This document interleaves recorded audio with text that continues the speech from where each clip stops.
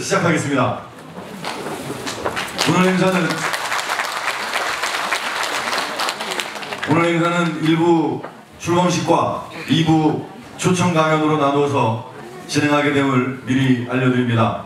1부는 더불어민주당 충북 새백년위원회 출범식에 앞서 잠시 출범식을 진행하고 2부는 초청 강연회를 진행할 예정입니다. 그러면 출범식에 앞서 출범식 소개 영상을 잠시 보시겠습니다. 준비된 영상을 보시면서 오늘 출범식의 의미를 다시 한번 되새겨 주시기를 바랍니다.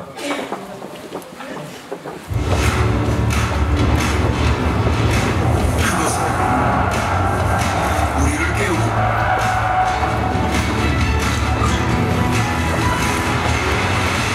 우리를 모이게 하고 우리의 존엄을 세상에 알리고 우리의 열정을 만든 멈추지 않는 우리의 정신, 우리 모두를 하나 되게 하는 힘. 그것은 내일의 100년을 함께 이끌어갈 하나된 대한민국의 미래. 국민이 지킨 역사, 국민이 이끌 나라. 박수 부탁드리겠습니다. 네, 안녕하십니까. 오늘 더불어민주당 충북 새백년위원회 참석해주신 변재일 도당위원장님, 오재세 의원님, 그리고 자랑스러운 우리 당의 선출직 공직자님들, 고문님과 지역위원장님, 그리고 당원 동지 여러분께 진심으로 감사드립니다. 오늘 출범식의 사회를 맡은 저는 충북도당 대변인 박성원 도의원입니다. 인사드리겠습니다. 그럼 지금부터 더불어민주당 충북 새백년위원회 출범식을 당원 동지 여러분의 뜨거운 박수와 함께 시작하겠습니다.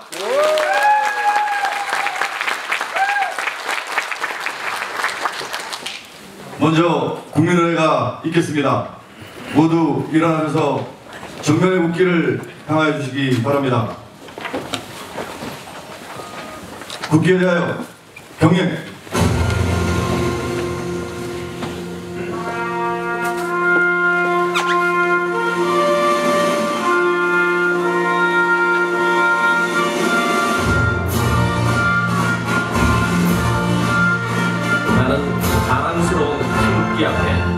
자유롭고 정의로운 대한민국의 무궁한 영광을 위하여 충성을 다할 것을 굳게 다짐합니다.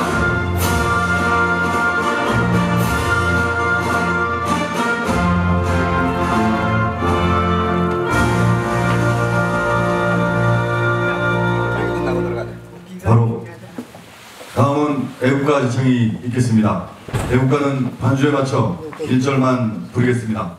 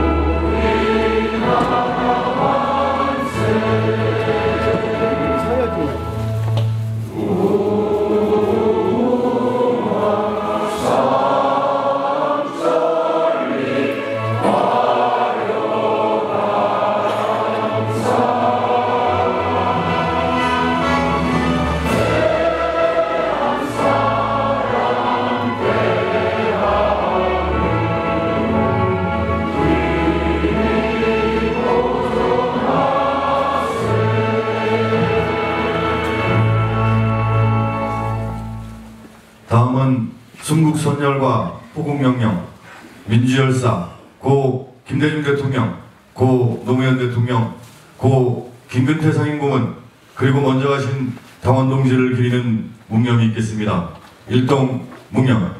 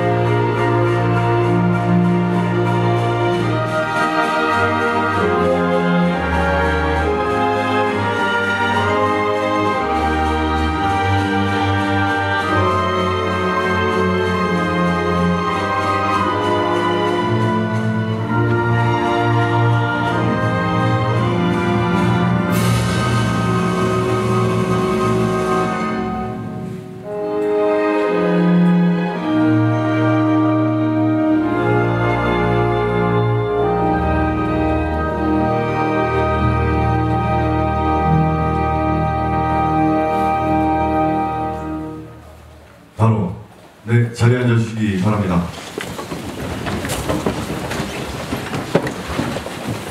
네, 다음은 이 자리에 함께해 주신 내빈들을 소개시켜 드리겠습니다.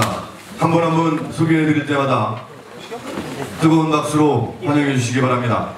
먼저 중앙당의 최고위원 및 당대표께서는 바쁜 국회 일정으로 참가하지 못하셨다는 것을 알려드리겠습니다.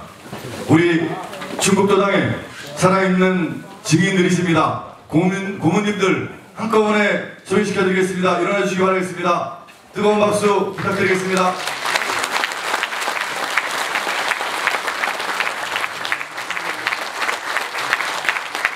네, 정말 감사합니다. 다음은 충북도당 국회의원님들과 지역위원장님들을 소개해드리겠습니다. 충북도당 위원장이시자 청주시 청원구 지역위원장이신 변재일 국회의원님 오셨습니다. 청주시 소원구 지역위원장이시고 지역위원장이신 오재세 국회의원님 오셨습니다. 구정환 의원님과 이유상 의원님은 국회 일정으로 참석하지 못하셨다는 것을 알려드립니다. 다음은 청주시 상당구 지역위원회 정정순 위원장님 함께하셨습니다. 다음은 증평, 진천, 음성 지역위원회 임혜종 위원장님 함께하셨습니다. 다음은 우리 당 소속 자치단장님들을 소개해드리겠습니다. 이지종 중국도지사님께서는 도정 업무상 참석하지 못하셨습니다. 한 번 더 청주시장님 오셨습니다. 이상천 제천시장님 오셨습니다. 조병옥 음성군수님 오셨습니다. 김재종 옥천군수님 오셨습니다. 이차영 괴산군수님 오셨습니다. 다음은 우리 당 소속 지방의회 의원님들을 소개해드립니다. 장선배 충북도의회 의장님과 도의원님들 함께하셨습니다.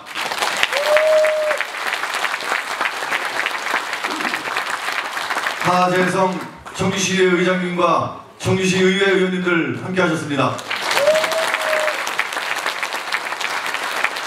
허영옥 충주시의회 의장님과 의원님들 함께하셨습니다.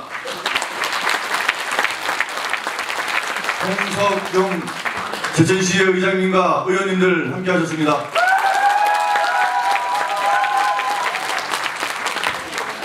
김영주 단양군의회 의장님과 의원님들 함께하셨습니다. 장천배 증평군의회 의장님과 의원님들 함께하셨습니다. 박양규 진천군의회 의장님과 의원님들 함께하셨습니다. 조천이 음성군의회 의장님과 의원님들 함께하셨습니다. 김응선 보건군의회 의장님과 의원님들 함께하셨습니다. 김의식 옥천군의회 의장님과 의원님들 오셨습니다. 윤석진 영동군의회 의장님과 의원님들 함께하셨습니다. 반갑습니다. 신동문 괴산군의회 의장님과 의원님들 함께하셨습니다. 네, 감사합니다. 그리고 언제나 자랑스러운 우리 당 당원 동지 여러분들 함께하셨습니다. 서로를 위해 힘찬 박수 부탁드리겠습니다. 네, 함께해 주신 모든 분들께 다시 한번 진심으로 감사드립니다. 다음은 충북새벽면위원회 상임공동위원장을 맡으신 변재일 충북도당 위원장님의 대회사를 듣도록 하겠습니다. 힘찬 박수로 변재일 위원님을 맞이해주시기 바랍니다.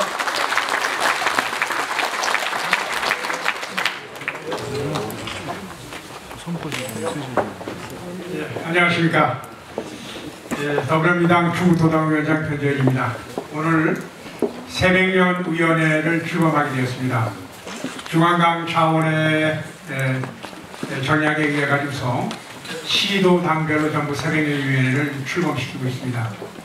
우리 충북도당에서는 새백년위원회를 출범하면서 새 100년이라는 것이 갖는 의미를 어떻게 구현할 것인가.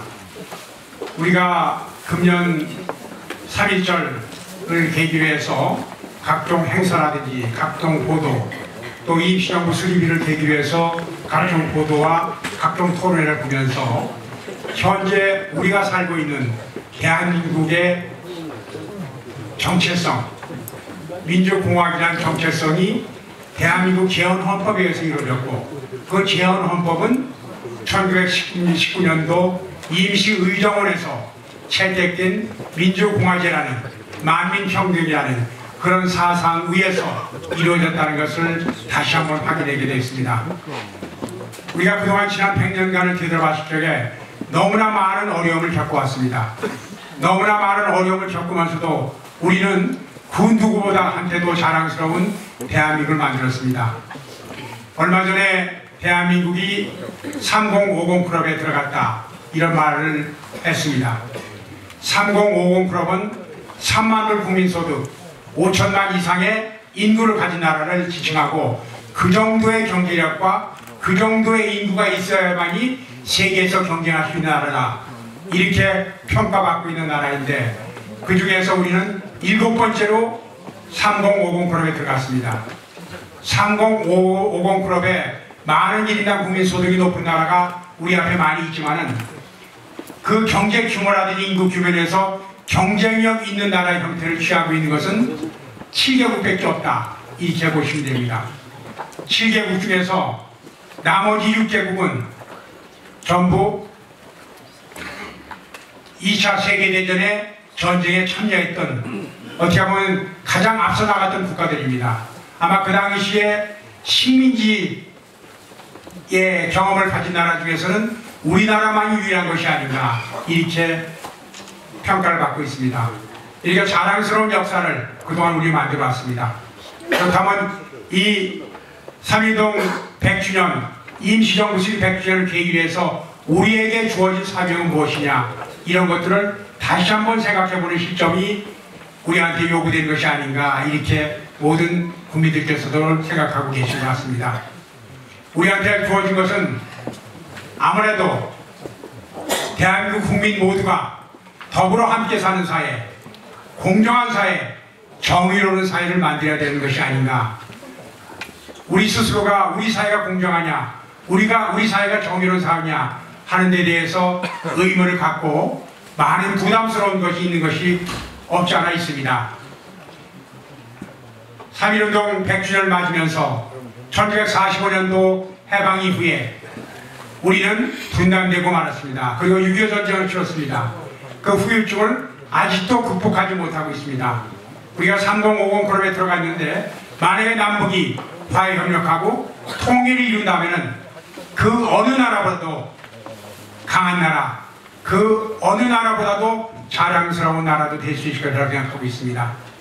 이제 3.1운동 100주년, 임시정부 수립 100주년을 계기로 해서 우리 선조들이 임시정부를 세우면서 3.1운동 하면서 추구했던 가치를 다시 한번 수련하는 그런 계기로 삼아야 된다고 생각하고 있습니다. 충청북도 새백년위원회를 구성하면서 단순히 중앙정부의 방침이라든지 중앙당의 방침에서만 하는 것이 아니라 우리 충청북도 스스로가 무엇인가를 구현할 수 있을 것이 아니냐, 이런 취지에서 도지사님을 상임공용위원장으로 하고 시장 군수님들을 전부 자문위원단위로 포함시켰습니다. 선출직 공직자 시도의원님들이 전원 참석해서 분과위원회를 맡아서 하고 있습니다. 중앙당 차원에서 하는 것과 중앙당 차원에서 하고, 우리 충북도당 차원에서 충북 차원에서 할 수 있는 것은 우리 스스로가 한번 구현하고 실현해보자, 이런 의지의 표현이라고 이해해 주시기 바랍니다. 다시 한번 오늘 행사를 하면서 전희영 교수님을 모시고서 새백년이 갖는 의미, 3.1운동 100주년, 임시정부 수립 100주년이 우리한테 주는 의미, 3.1운동 100년 전에서 3.1운동과 임시정부의 수립, 그것을 이끌었던 그 고난 속에서 3.1운동과 임시정부를 이끌었던 우리 조상들은 현재 살아가는 우리한테 무엇을 요구하고 있는 것인가, 이것을 전해달라고 요청을 드렸습니다.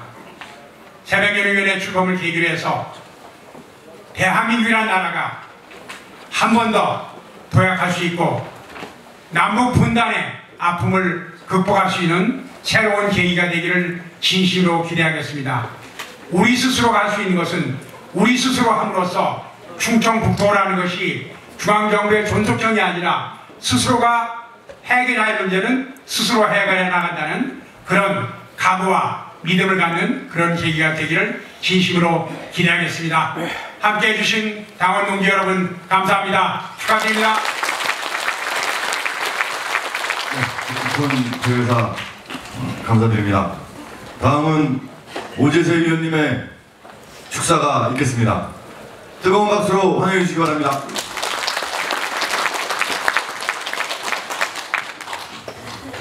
네, 우리 더불어민주당의 새 100년위원회 출범을 우리 모두 함께 진심으로 자축하면서 오늘 이 자리에 함께 해주신 당원 동지 여러분 대단히 감사하다는 말씀을 드립니다. 아까 소개를 할 때 보니까 지난 지방선거 결과로 시장 군수님들 그리고 우리 충북의 시군의 의회 의장님들이 전부 우리 더불어민주당이고 또 다수 시군의원님들이 우리 더불어민주당 의원님들이어서 야 이제 지방정부는 우리 더불어민주당이 완전히 책임을 다 지고 있구나 하는 생각이 들어서 뿌듯한 그런 마음이 들었다는 말씀을 먼저 드립니다. 이제 우리가 새로운 100년위원회를 출범하면서 잠깐 생각을 해보면 지난 100년 그리고 건국 70년 우리가 잘 아는 것처럼 세계에서 유일하게 전 세계인이 깜짝 놀란 기적을 만들어낸 나라가 대한민국입니다. 제가 이렇게 보니까 45년 이후에 우리나라와 같이 가장 성공한 나라는 제가 보면 이스라엘이 2000년 동안 나라가 없다가 나라를 새로 세웠고 또 싱가포르도 새로 나라를 세워서 아주 지금 선진국이 됐는데 이스라엘과 싱가포르는 인구가 채 1000만 명이 안 됩니다. 그 작은 도시국가이고 또 이스라엘도 한 800만 밖에 안 되는 그런 나라인데 우리나라처럼 이렇게 5천만이 넘는 나라가 그야말로 선진 강국으로 된 나라는 대한민국이 유일한 나라다 하는 거에서 정말 대한민국은 위대한 국민이고 위대한 우리가 기적을 이루어낸 나라다. 그리고 전 세계가 대한민국을 보고 정말 존경과 찬탄을 금치 못하는 그런 나라를 우리가 만들어냈다 하는 자부심이 드는데 여러분 동의하십니까? 네. 이제 우리가 5천만 그리고 3만 불의 나라가 되었습니다. 전 세계에서 우리나라를 부러워하고 우리나라가 어떻게 그렇게 훌륭한 나라를 만들었느냐 이렇게 다 찬탄을 하고 있습니다.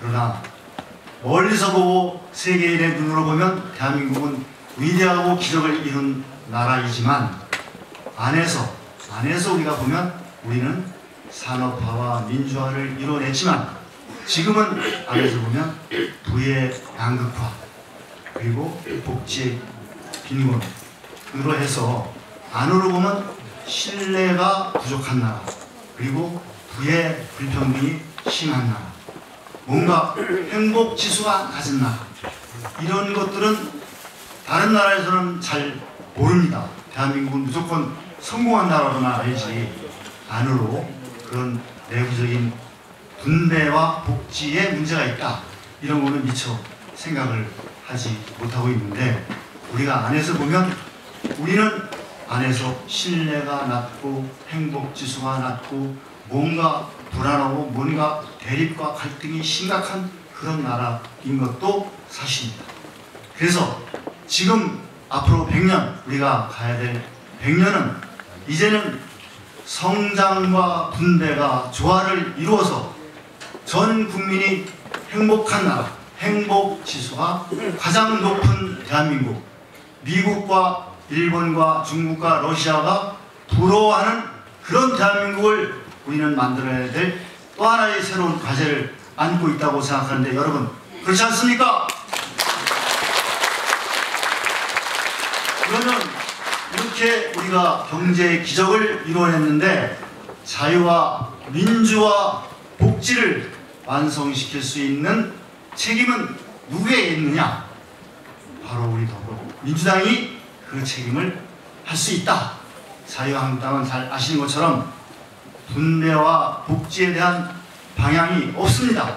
오로지 부익부 빈익빈 성장 1번도의 정책을 자유한국당은 주장하고 있고, 그리고 안보에 있어서도 수구, 분단, 안보만 강조하지 평화, 통일, 그리고 함께 가는 공동연대 의식이 부족하지 않습니까? 그렇기 때문에 대한민국을 올바른 방향으로 끌고 갈 수 있는 당은 오로지 우리 더불어민주당이라고 생각하는데 여러분 맞지 않습니까? 그렇기 때문에 우리는 새로운 100년의 주역으로서 대한민국이 평화, 민주, 복지를 완성해서 세계인이 모두 부러워하는 행복한 대한민국을 이끌어가기 위해서 오늘 우리 민주당의 100년 출범식을 하고 있다고 생각합니다. 우리 모두 힘을 내서 우리의 책임을 다해서 세계에서 가장 행복하고 살기 좋은 대한민국을 만들어가는 여건이 되어주시기를 간곡히 부탁드립니다. 감사합니다.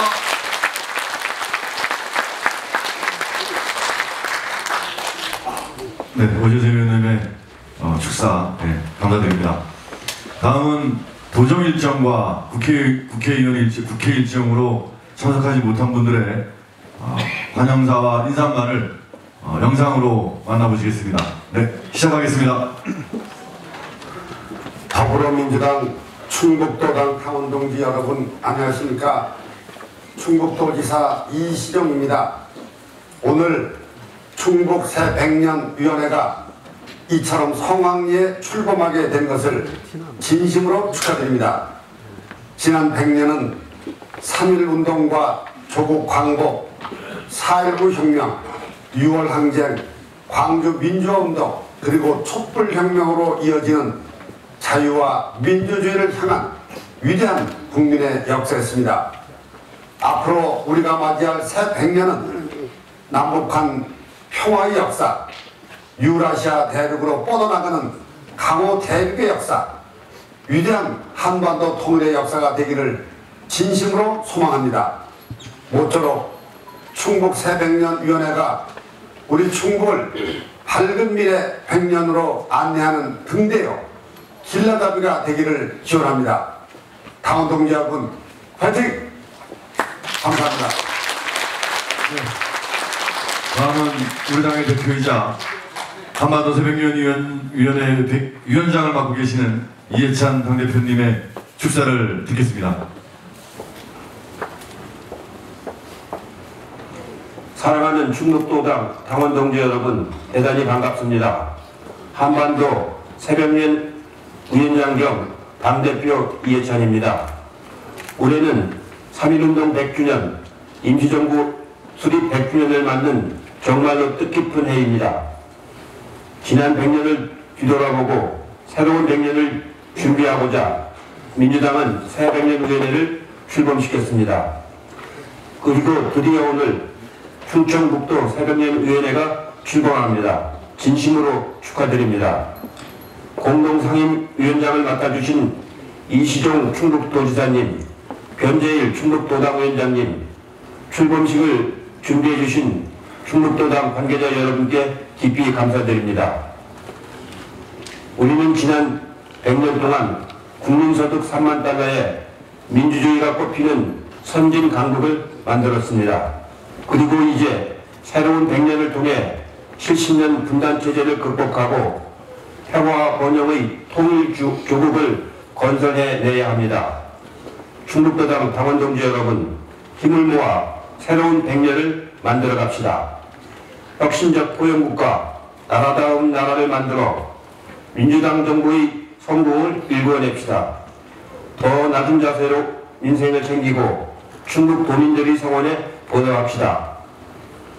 충북 새백년위원회가 앞장서 주시기 바랍니다. 함께하신 모든 분들의 건승을 기원합니다. 감사합니다. 네, 아시다시피 현재 국회가 비상한 상황이기 때문에 주안하에서 아무도 내려오지 못했습니다. 이해찬 당대표에 이어서 홍영표 원내대표님의 인사말을 영상으로 만나보시겠습니다. 반갑습니다. 더불어민주당 원내대표 홍영표입니다.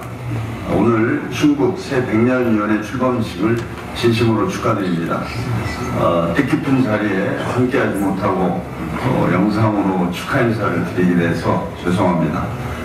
충북 새100년위원회 공동상임위원장으로 애써주시는 변재일 충북도당위원장님과 이시종 충북 도지사님께 감사드립니다.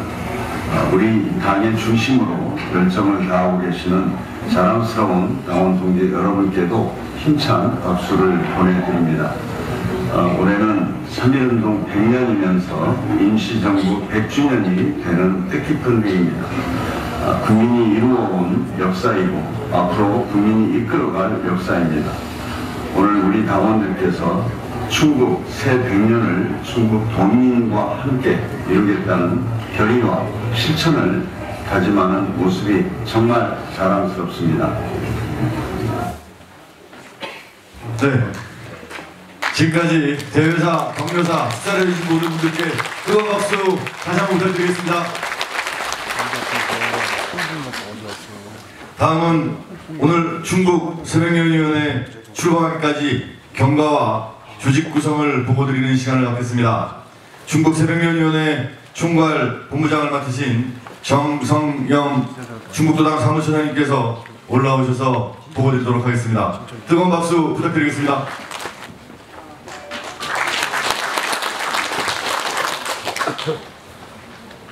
안녕하십니까.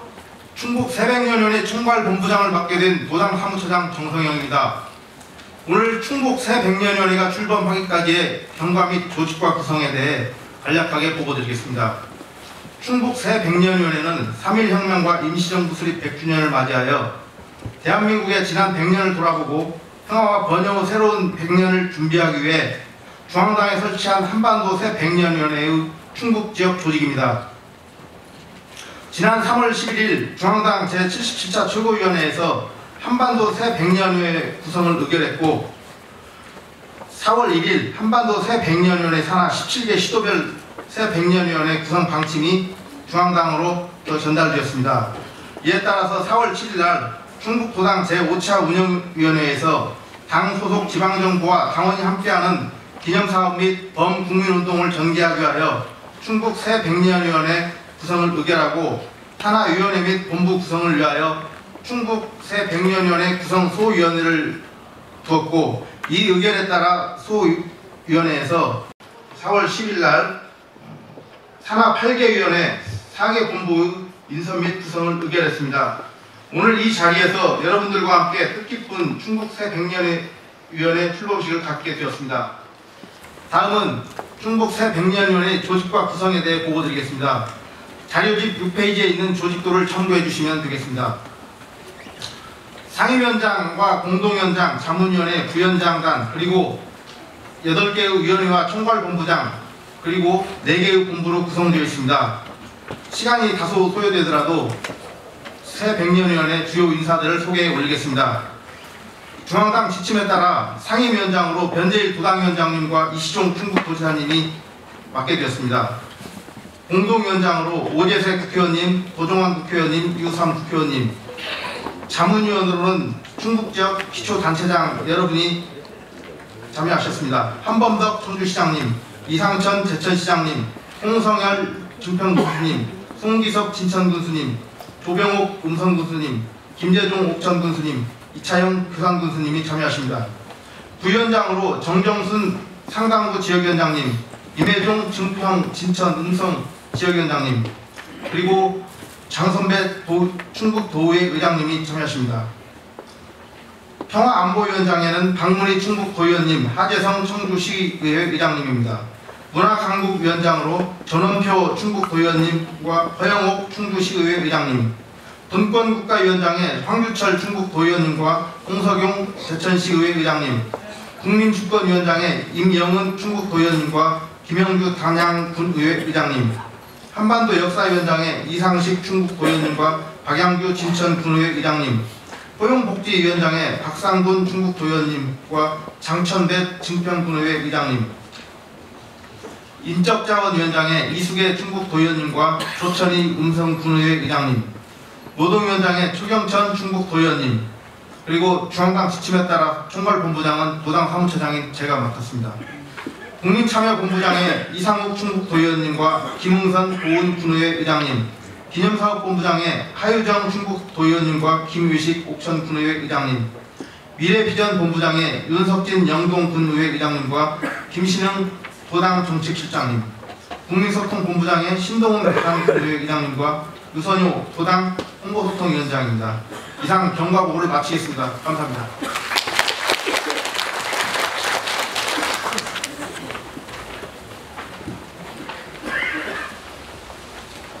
네, 정성영 사무처장님 수고하셨습니다. 이제 오늘 중국 새백년위원회 출범을 맞아서 중국 도민과 함께 희망과 번영의 새백년을 만들어가겠다는 의지와 다짐을 담은 중국 새백년 선언문을 낭독하는 시간을 갖겠습니다. 낭독은 변은영 청주시의원님과 김대순 제천시의원님께서 대표로 해주시겠습니다. 선언문 낭독을 할 때 모두 경건한 마음으로 함께해 주시기 바랍니다. 네, 자리에서 일어나 주시기 바랍니다.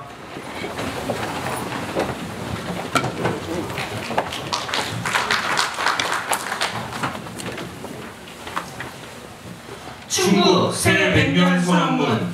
2019년 3.1혁명으로 탄생한 대한민국 임시정부는 민주공화제와 삼권분립 원칙을 기초로 하나된 정부를 염원했던 전 민족적 열망과 애국 열사들이 거룩한 희생 위에 세워진 위대한 역사다.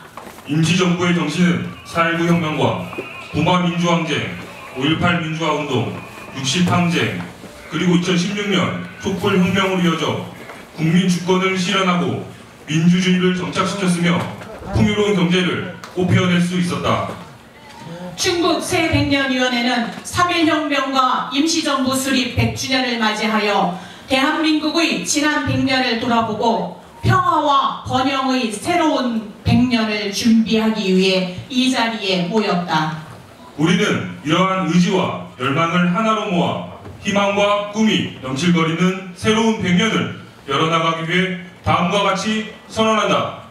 하나, 나라의 주인이 국민이듯 대한민국 경제의 주인도 국민이다. 사람 중심 경제 속에서 공정한 경쟁을 통해 성장의 열매가 국민 모두에게 고르게 돌아가는 포용국가, 함께 잘 사는 충북을 건설한다. 하나, 남북의 70년의 분단과 대립을 넘어 평화와 번영의 새로운 한반도를 함께 꿈꾸고 있다. 한반도의 완전한 비핵화와 평화체제 구축을 통해 통일국가 건설을 위한 기반을 조성한다. 하나, 자치분권과 주민자치를 통한 풀뿌리 민주주의 구현은 국민의 뜻이다. 지역이 중심이 되는 지방분권 국가를 지향해 골고루 잘 사는 대한민국, 지방이 건강한 나라를 만든다. 하나, 국가균형 발전을 위한 강호축은 충북의 미래 100년, 새로운 시대를 향한 시작점이다. 강원과 호남을 잇는 강호축을 완성해 남북평화의 축이자 유라시아 진출의 전진기지로 만든다. 2019년 4월 29일 더불어민주당 충북 새백년위원회 대표 변은영, 김대순. 뜨거운 박수 부탁드리겠습니다. 네, 그럼 그 자리에서 계속 서 있어 주시기 바라겠습니다. 바로 퍼포먼스를 시작하겠습니다. 앞에 갖고 계시는 팻말을 같이 다 들어주시기 바랍니다. 자, 지금부터 출범식 마지막 순서로 중국 새백년위원회 출범을 기념하고 새로운 100년을 다짐하는 퍼포먼스를 시작하겠습니다. 자, 다시 한번 연습해 보겠습니다. 중국 새백년 함께입니다. 다시 한번 하겠습니다. 중국 새백년 함께입니다. 자, 다시 한번 하겠습니다. 중국 새백년 함께입니다. 네, 고생하셨습니다. 네, 자리에 앉아주시기 바라겠습니다. 자, 이제 오늘 출범식의 2부 행사인 역사학자 전용 교수님의 강연을 시작하겠습니다. 교수님, 네. 자, 교수님을 뜨거운 박수로 모시겠습니다.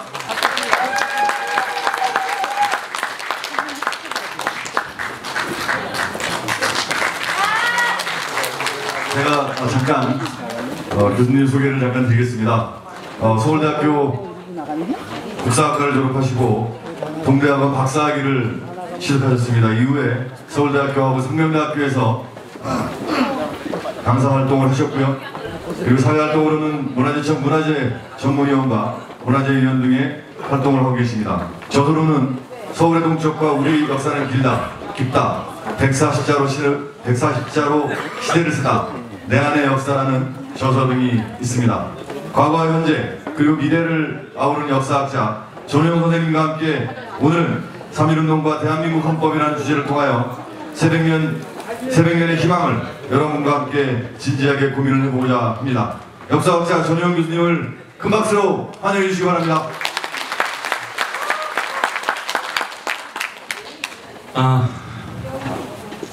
불러주셔서 고맙습니다. 제가 옥천에서 태어났고요. 외가는 도은입니다. 제가 어지간하면 저 원대 강연은 안 하는데 제 고향이고 또 제 고향에서 제 고향과 나라를 위해 중요한 일을 하시는 분들 앞에서 이렇게 이야기할 기회를 주셔서 감사한 마음에 다녀왔습니다. 3.1운동 100주년, 아까 저 의장님께서 제가 드릴 말씀의 핵심 개요를 다 말씀해 주셨어요. 그래서 좀 개요보다는 조금 더 생각할 점에 대해서 말씀을 드릴까 싶습니다. 저 자라면서 제가 62년생인데요. 자라면서 초등학교, 중학교 시절에 국민교육 현장은 참 지겹게 외웠습니다. 아직도 외우고 있어요. 제가 그래도 기억력이 좀 좋은 편이라 그것 때문에 매맞지는 않았는데 학교 다니면서 친구들 중에 국민교육 현장 못 외운다고 매 안 맞은 친구들이 거의 없을 정도로 혹독하게 외우고 계셨죠. 그런데 그보다 훨씬 더 중요한 이른바 대한민국이라고 하는 국가공동체의 핵심 가치에 대해서 우리가 모두 공유해야 할 정신에 대해서 함께 약속한 내용인 대한민국 헌법 전문을 외워본 기억은 없습니다. 학교에서 안 가르쳐줬어요. 또 제 아이들에게 물어봤어요. 너희들은 학교에서 헌법 전문 외우냐? 그런 게 뭔데? 이렇게 대꾸를 하더라고요. 네. 몇 차례에 걸친 촛불 집회 또는 촛불 혁명을 거치면서 대한민국 헌법 제1조 2항 대한민국 민주공화국이다.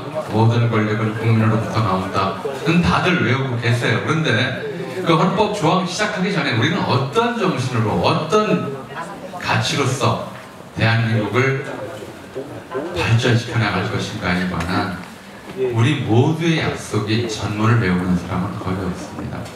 외운다 하더라도 그 핵심 가치가 무엇이냐를 제대로 아는 분들을 제가 뵌 적이 별로 없어요. 여기 의원님들도 계신데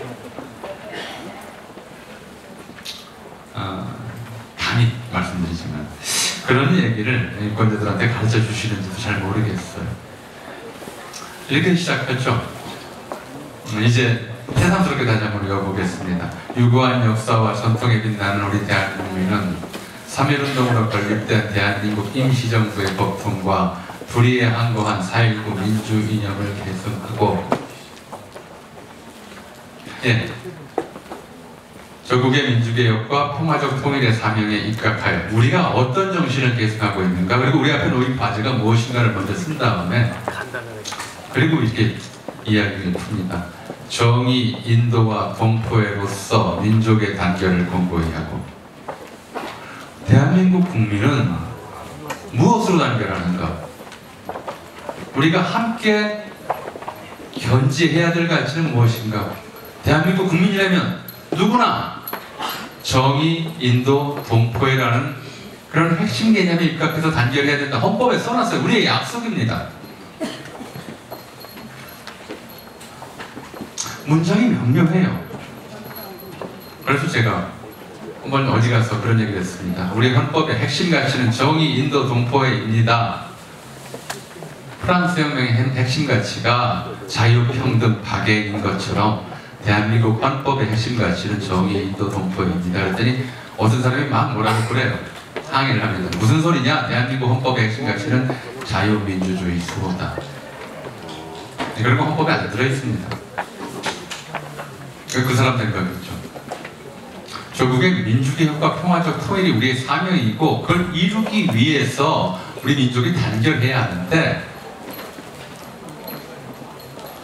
뭘로 단결할 것이냐? 자유민주주의로? 이기주의로? 아니면 잘 먹고 잘 살자주의로? 그게 아니다라는 겁니다. 정의, 인도, 동포애로 단결하자 이렇게 써놨어요. 이게 현행 헌법에 들어가 있는 전문 내용입니다. 87년에 현행 헌법을 개정할 때, 그러니까 제5공화국 헌법을 바꿔서 87년 민주화운동의 결과로 새로운 헌법을, 민주주의, 민주적 헌법을 새로 제정하면서 개정할 때 이 구절은 당시 헌법기초위원들이, 헌법 개정에 참여했던 국회의원들이 이 구절을 왜 집어넣었을까요? 그분들은 정의, 인도, 동포애가 무슨 뜻인지 알고 집어넣었을까요? 워낙 학교에서 많이 가르쳤기 때문에 이제 우리가 민주주의의 기본 개념인 자유가 무엇인지, 평등이 무엇인지, 형제애가 무엇인지에 대해서는, 박애가 무엇인지에 대해서는 학생들이 알아요. 근데 정의가 뭐냐라고 질문을 하면 자유에 대해서, 요즘 광고도 많이 나오더라고요. 자유란 좀 남에게 피해를 끼치지 않고 자기 하고 싶은 대로 할 수 있는 것. 라디오, TV 광고에서 나와요. 정의가 뭐냐 그러면 대답하실 수 있는 분이 계신가요? 87년 국회에서 이 헌법 전문에 정의라는 단어를 집어넣었던 분들은 뭐라고 좀 확실하게 정의란 무엇인가라고 대답할 수 있었을까요?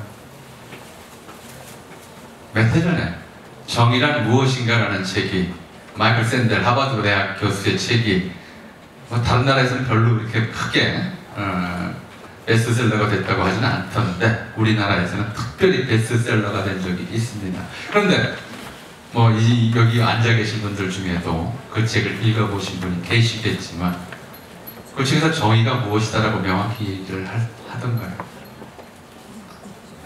싸우게 되면 누구나 그래요. 자기가 정의의 편이고 상대가 불이하다고 그러죠.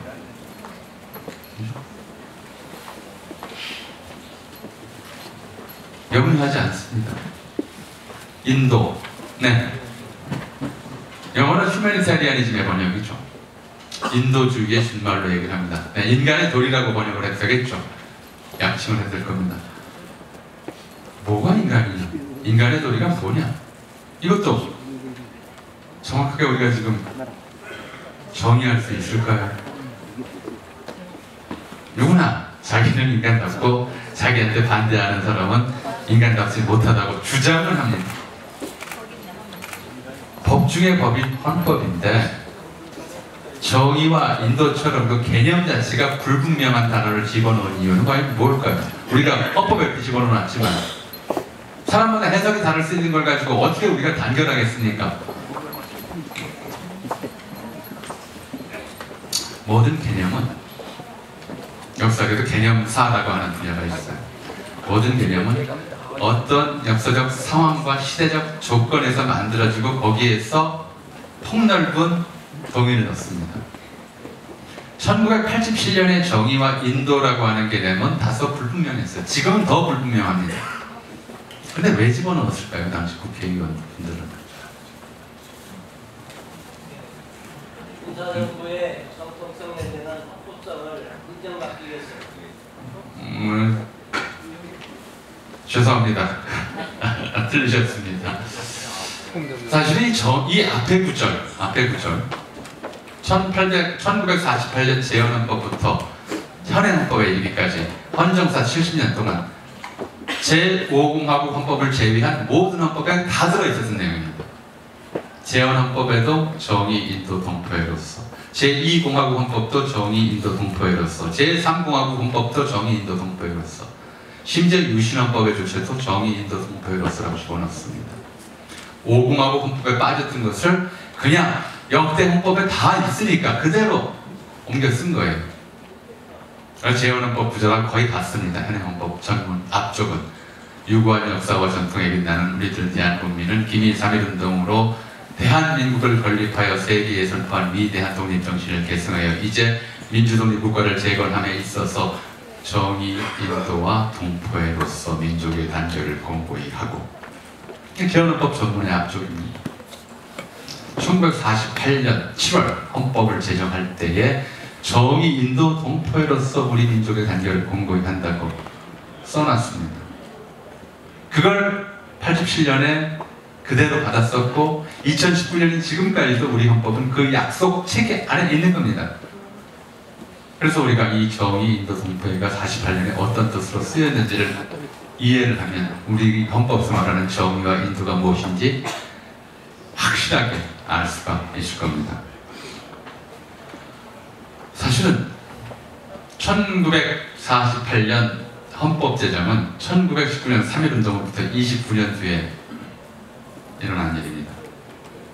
지금 우리가 29년 전 일 생각하면 저 나이쯤 되면, 제가 여기서 나이 많은 편도 아닙니다만 바로 어제 일 같습니다.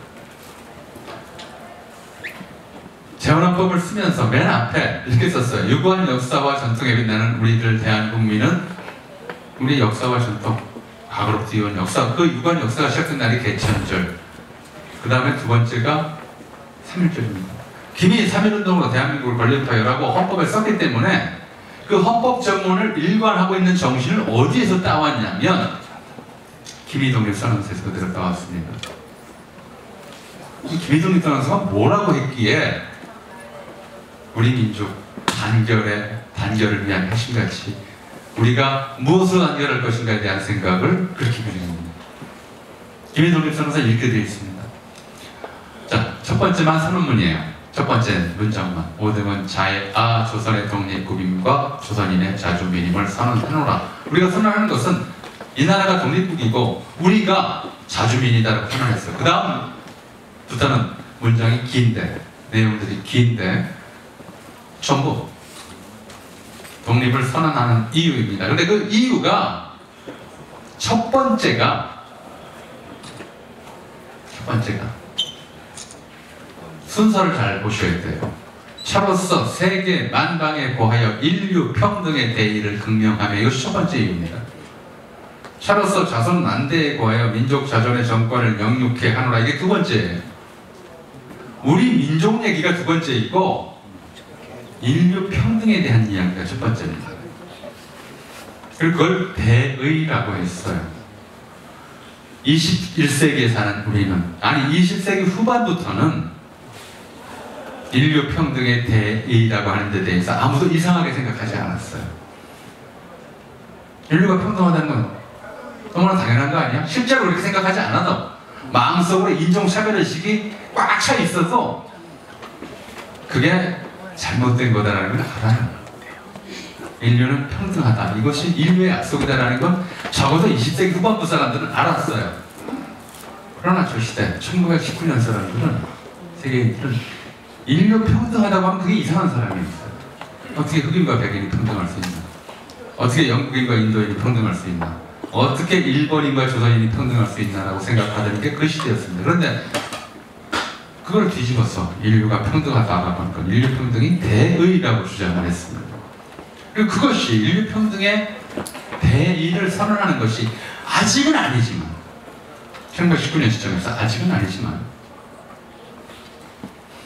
인류적 양심의 발로에 기인한 세계 개조의 대기운이 진행되고 있다고 본 거예요. 세계는 아직 인류가 불평등하다고 보는 세계이고 실제로 불평등한 세계이지만 그걸 인류가 평등한 세계로 바꾸려고 하는 것이 인류적 양심이에요. 여기서 인류적 양심이라고 쓴 것이 우리 헌법에 들어가 있는 인도 개념입니다. 다시 한번 정리를 해드릴게요. 그러면서 그것이 전 인류 공존 동생과 모든 인간은 함께 존재하고 함께 살아야 한다. 그것에 정당한 발동입니다. 그리고 침략주의, 강권주의를 구시대의 유물로 뽑고 새로운 시대의 이사는 무엇이냐? 여기에 이제 명확하게 나옵니다. 인류 통성과 시대 양심이 정의의 군과 인도의 간과로서 오원하는 금일. 뭐냐? 저 문장은 이제 중학생 때 되면 다 이해가 되죠. 인류의 통성과 시대의 양심이라고 하는 것이 바로 정의와 인도예요. 인류의 보편적 성질이라고 하는 것이 인도이고 이 시대의 양심이 정의예요. 순서가 바뀌어서 정의의 군과 인도의 강구로서 혼하는 금일. 그래서 이 시대는 위력의 시대에 반대되는 정의의 시대, 도의의 시대이고 그리고 인도적 정신이 세계를 바꾸고 있는 그런 주의입니다. 이렇게 선언을 했어요. 김일독립 선언서는 힘의 시대, 그리고 힘을 앞세운 침략의 시대, 강권주의의 시대를 모든 인류가 평등한 시대, 힘이 있다고 약한 자를 괴롭히지 않는 것이 정의의 시대, 이걸 선언한 겁니다. 그래서 공약 3장 첫 번째가 이렇게 됩니다. 금일 5일의 착오는 지금 우리들의 이 행동은 첫 번째, 두 번째 단어를 잘 보세요. 정의, 인도, 생존, 존영을 위한 민족적 요구니 이렇게 시작합니다. 정의, 인도가 공약 3장의 첫 번째 항목의 첫 단어, 두 번째 단어예요. 그래서 그게 헌법에 들어온 겁니다. 3.1운동의 핵심 정신이 정의, 인도라고 보았기 때문에, 아니 그걸 사람들이 알고 있었기 때문에 48년 헌법 제정할 때 정의, 하도 많은 좋은 단어들 많잖아요. 그죠? 우리 과제를 놓고 볼 때 짝 써놓고 나서는 자유, 평등, 박애로서 민족의 단결을 공고히 한다든 아니면 뭐 사랑, 연대, 무슨 뭐 경쟁으로서 민족의 단결을 공고히 한다든 굉장히 많은 단어를 쓸 수 있는데 굳이 정의, 인도라는 단어를 집어넣었던 것은 김일독립 선언서의 이 두 글자가, 이 두 단어가 맨 앞 공약 3장의 첫 번째 들어가 있었기 때문이고 그걸 29년 세월을 건너뛰어서 갑작스럽게 재헌의 의원들의 머릿속에 들어간 것이 아니라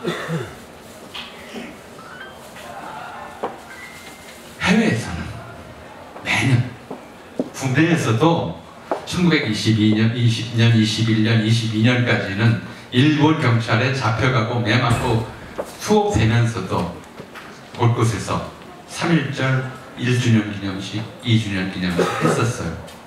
시간이 지나면서 탄압이 심해지니까 점차 이제 못하게 되는데 해외에서는 매년 3.1절 기념식을 했고 3.1 정신을 되새겼어요.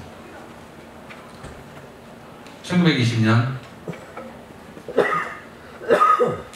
3월 1일 그러니까 3.1 운동 1주년이었죠. 이때 상해 교민들은 이날을 제1회 독립기념일로 기렸습니다. 경축일로 삼았죠.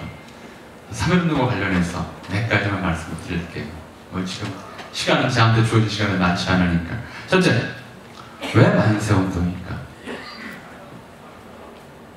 그 당시에는 국내에서도 만세사건, 만세소요 이런 말로 많이 불렀어요. 심지어 영상석은 만세전이라는 소설까지 썼죠. 만세.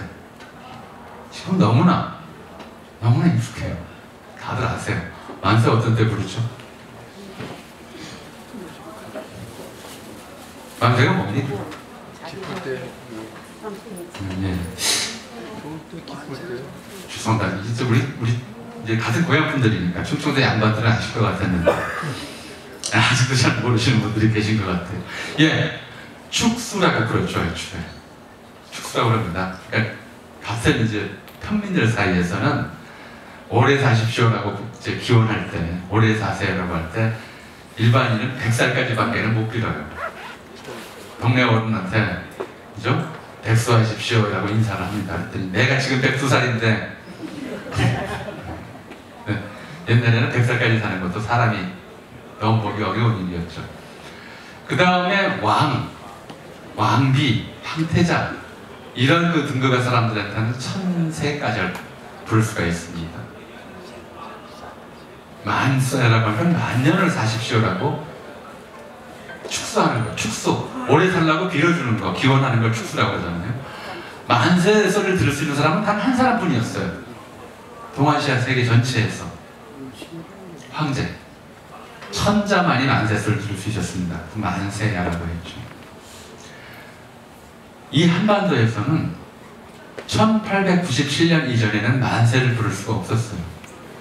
중국 황제만이 만세 소리를 들을 자격이 있었죠. 1897년 고종이 나라 이름을 대한제국으로 바꾸고 자기가 황제다라고 선언한 그 다음에 가서야 고종에게 만세를 부를 수 있었습니다. 근데 그때도 어떻게 만세를, 고종 생일날 만수 성절이라고 그랬는데 생일날 사람들이 보면 이렇게 불러요. 황제 폐하를 위하여 만세를 부르고 황태자 전하와 2천만 동포와 우리 태극기를 향하여 천세를 불렀다. 황제에게만 만세를 부를 수가 있었어요. 그것도 황제 생일날 부르는 거였어요. 자,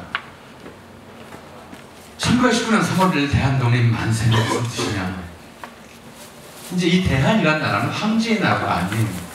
그전에는 나라를 위하여 천세만 불렀어요. 왜? 나라보다 황제가 높았으니까. 근데 황제는 죽었어요. 마지막 황제였던 순종은 살아있지만 그 전에 그 대한제국을 선포했던 고종이 죽었어요. 없어요. 근데 이제 황제가 아니라 2천만 각자가 저마다 방촌의 인을 품고 만든 나라, 새 나라를 위해서 새 나라의 탄생을 기뻐해서 만세를 부른 거예요. 만세운동은 독립을 시켜달라고, 독립시켜달라고 사정하는 운동이 아니었어요. 우리 스스로 독립을 선언하고 스스로 그것을 세계 만방에 선포하면서 기뻐서 이제 새 나라, 민국이 태어났다. 우리의 나라가 태어났다. 이 나라가 만년 동안 계속되기를 바라는 마음을 담아서 대한 독립 만세를 부른 거죠.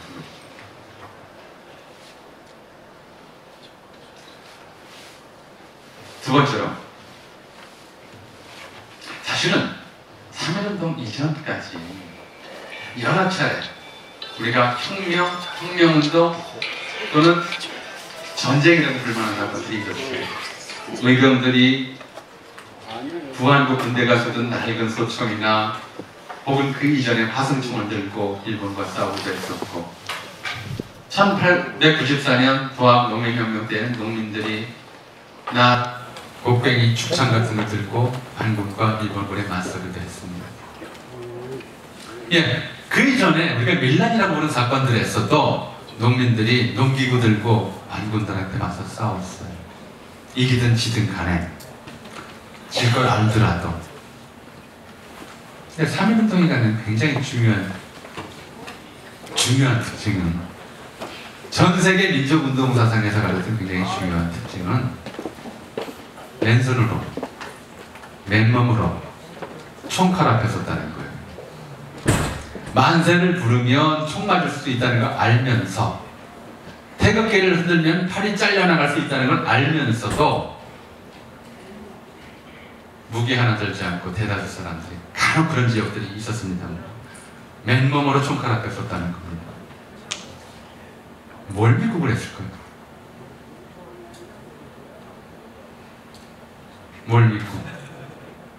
적어도 자기 보호할 정도의 무장, 다는 못 사더라도 하고 나서야 되는데, 그것도 없이 10대 여학생들이, 10살 남짓 되는 어린애들이 맨몸으로, 맨손으로 일본 경찰의 총칼 앞에 섰습니다. 그게 어떻게 가능했을까요?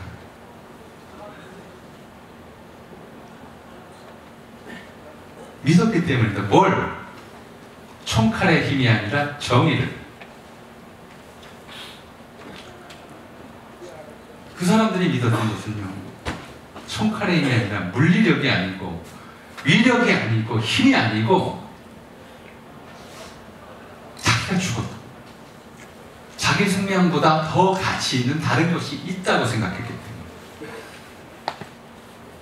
그게 그 이후에 한국 민주화 운동의 의식적 뿌리가 되어온 정의에 대한 갈망입니다. 그죠? 일본에서 인권운동하는 사람들 또는 민주주의의 확대를 얘기하는 사람들이 많이 부러워해요. 한국의 촛불 집회를 지난 2010년 17년 그걸 보면서 안 해요. 잘 안 봐요. 그런 역사가 없어요. 일본에서는. 그런 민주화 운동의 역사가 없습니다.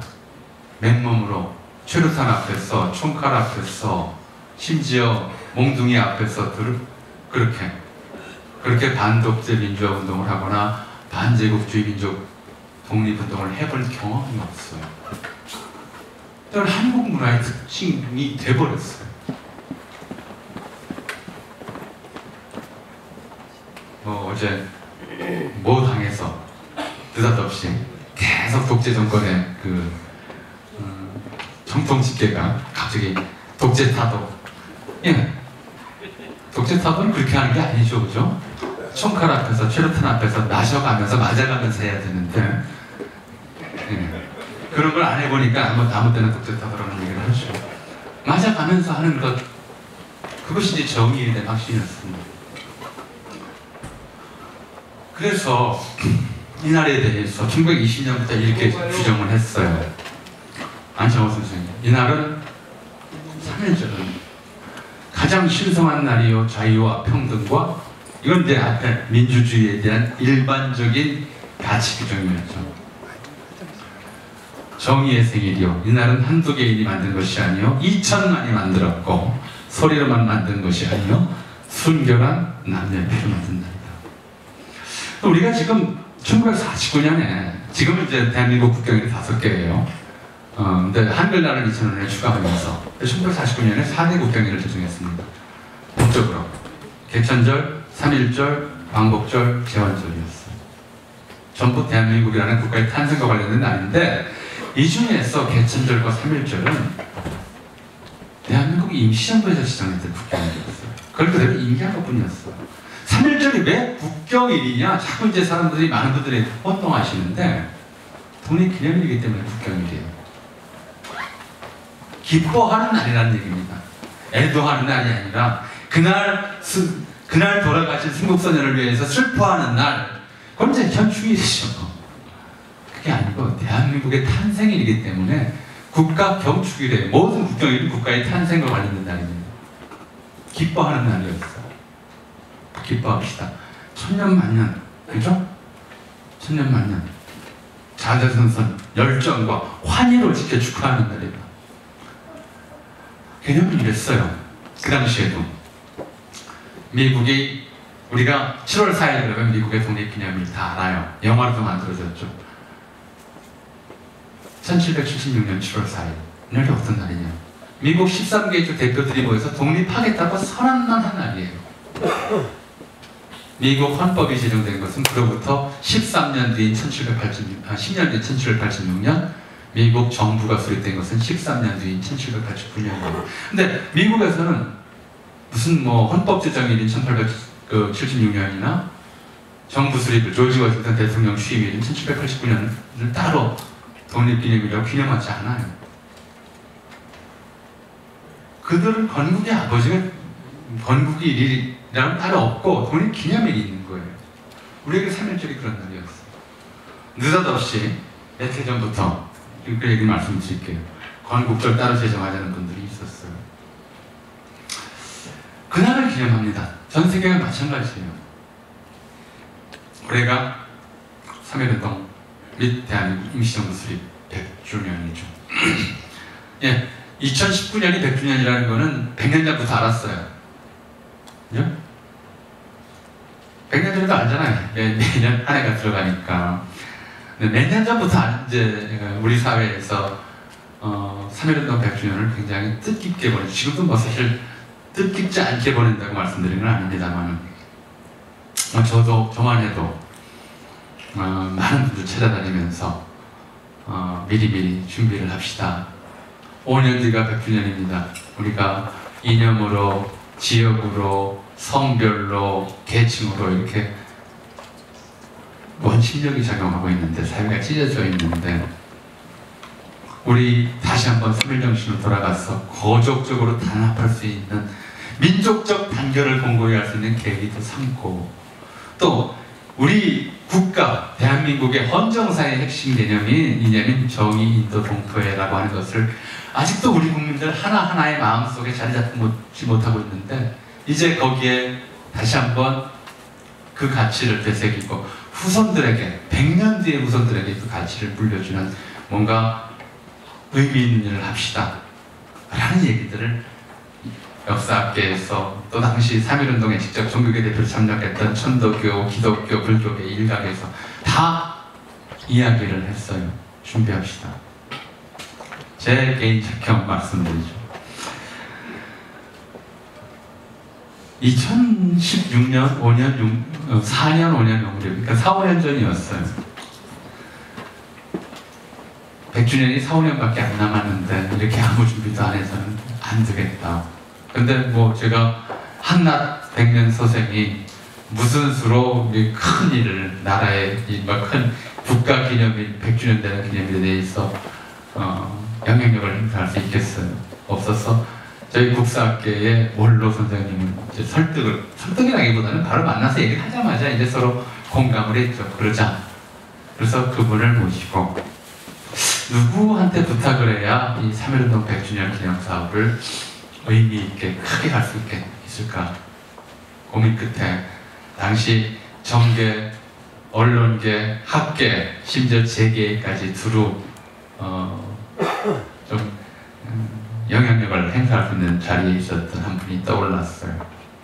그분을 찾아뵙고 부탁을 드렸죠. 선생님, 4년 후가, 아마 4년 전이었을 거예요. 4년 후가 3.1운동 100주년입니다. 그런데 지금 아무 준비도 안 되고 있습니다. 뭐 정부에서야 그렇다 치더라도 민간이나 하다못해 재계, 언론계를 동원해서 좀 미리미리 준비를 해야 되지 않겠습니까? 선생님께서 3.1운동 100주년을 맞아서 선병이 역할을 해주십시오. 네.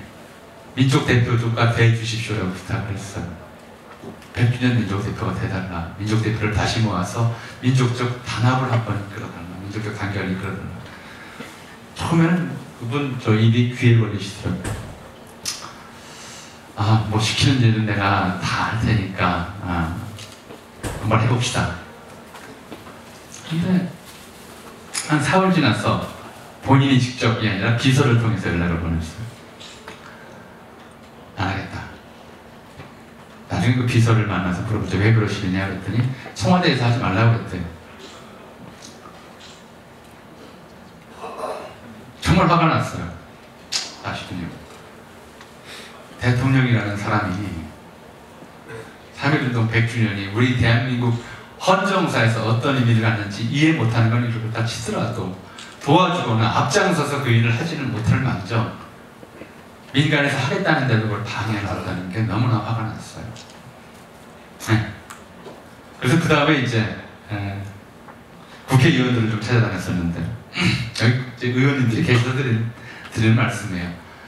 몇 분이 이제 적극 도와주시고 하셨는데 그 다음 선거에서 반 이상이 떨어져 버렸어요. 그래서 아무 준비도 못한 채로 이제 2017년에 가서야 이제 정권이 교체됐고 뭐 이미 이제 예산은 없게 되고 다른 판례를 준비하다 보니까 아무것도 못했습니다. 사실 저는 아무것도 못했다고 생각해요. 보죠. 미국 그러면 저 자유의 여신상을 보면 누구나 저게 뉴욕에 서 있고 저것이 미국의 상징이라는 걸 알아요. 미국의 핵심 가치가 자유라는 것도 압니다. 기회의 땅, 자유의 나라. 지금 왜 썼느냐? 아시다시피 미국 독립 100주년을 기념해서 프랑스에서 선물한 거예요. 미국 독립 100주년 기념물이에요. 근데 이게 미국 독립 기념일인 100주년이 1876년에 쓴 게 아니라 그로부터 8년이 지났어야 썼습니다. 그럼 8년이 지나면 어때요? 독립 100주년 기념 선물로 준 거니까 그렇게 세운 거죠. 그리고 저게 미국의 불빛, 미국의 가치를 전 세계에 알리고 있습니다. 가운데 에펠탑 잘 모르죠. 가서 다들 구경을 하고 오는데 에펠탑 안 보면 파리 안 보고 온 거다라고 생각해서 다 구경을 하는데 저게 왜 세워졌는지는 첫 번째만 알아요. 1889년 파리 만국 박람회장 정문으로 세워진 구조물이다. 근데 1889년 파리 만국 박람회는 왜 했느냐? 1789년 프랑스 혁명 100주년을 기념해서 자기들이 자유평등 박애의 민주주의 혁명을 세계 최초로 성공시켰다는 걸 자랑하기 위해서 만국 박람회를 개최하고 그 문으로 세웠어요. 저 에펠탑은 프랑스 혁명 100주년 기념물이에요. 프랑스인들은 다 알고 외국인들도 알만한 사람들은 다 알아요. 저 거대한 구조물 자체가 프랑스 혁명 100주년의 기념물이라고 하는 거죠. 자유평등 박애가 인류 보편의 가치지만 그 오리지널리티, 저작권은 프랑스인들에게 있다라고 하는 전 인류적 존경의 표현물이 되어 있는 것이죠. 오른쪽에 있는 거는 그냥 기독교의 상징물이긴 한데 저것도 저 사진만 봐도 어딘지 알죠. 브라질 리우데자네이루에 있는 예수상입니다. 저거 브라질 독립 100주년 기념물을 세운 거예요. 근데 브라질 독립은 1821년인데 저 예수상은 1931년에 놔뒀어요. 110주년에 썼죠. 100주년 때부터 100주년 이듬해부터 공사를 시작해서 10년 걸려서 완공했어요. 그래도 저게 100주년 기념물이건 알아. 과연 물론 이제 저걸 가톨릭 국가 브라질의 국민 통합의 상징이에요. 예수의 사랑이 브라질 사람들이 공유해야 정신이라는 브라질 사람을 생각하는 거죠. 저걸 가지고 나라의 상징이 정신적 상징이 되고 그 정신이 바로 국민 통합의 구심점이 되고 있는 거죠. 다 마찬가지죠. 우리는 어떻게 한 거냐 지금? 뭐라고 있는 거냐? 우리가 3.1운동 때 내세웠던 정의, 인도, 그리고 동포애라고 지금 우리 헌법에 명기하고 있습니다만은 영어로 번역하면 brother love예요. 형제. 프랑스 혁명의 박애와 같아요. 같은데 핵심 가치인 정의, 인도만 놓고 보자면 그걸 내세운 것이 자유평등 박애와만 못한 것이냐. 세계 최초로 식민지 피압방 민족이 맨손으로 총칼 앞에 맞서서 정의와 인도의 가치를 천명한 것이 프랑스 혁명만 못한 것이냐. 그게 아니라면 네가 인류의 제국주의 침략의 역사를 가졌던 인류의 제국주의자에 의해서 식민지로 지배받았던 사람들이 전 인류의 3분의 2가 넘어요. 그런 사람들을 대표해서 가장 먼저 정의와 인도의 가치를 내세웠던 3.1운동이 그만 못한 것이 아니라면 저는 저런 거 하나 세웠으면 좋겠어요.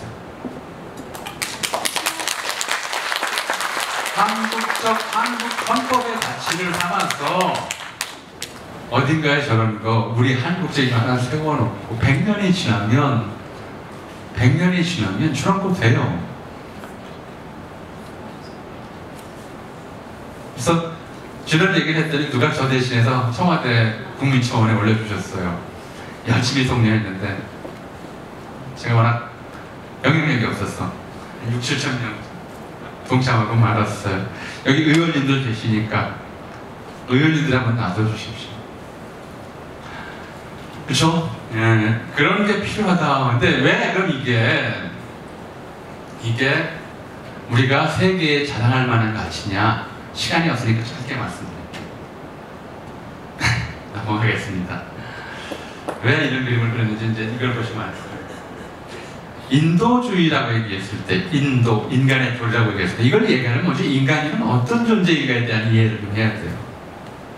천년 전의 사람이나 공제시대에 생각했던 인간하고 지금 우리가 생각하는 인간하고 500년 전에 생각했던 인간의 도리하고 지금 우리가 생각하는 인간의 도리가 같을까 다를까요? 같진 않을 거예요. 그래서 요점을 말씀드릴게요.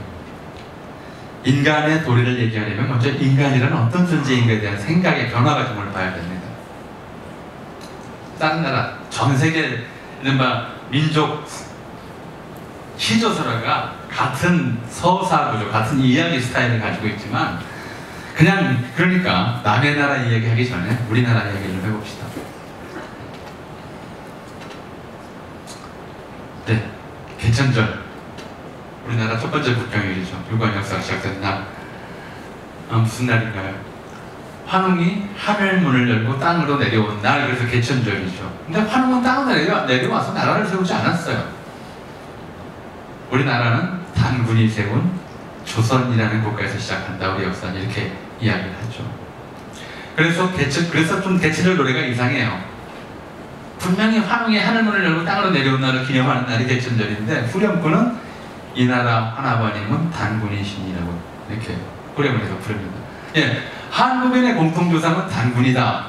뭐 학교에서 가르치는 내용이니까. 근데 곰곰이 따져보면 이게 좀 말이 좀 이상해요. 그죠?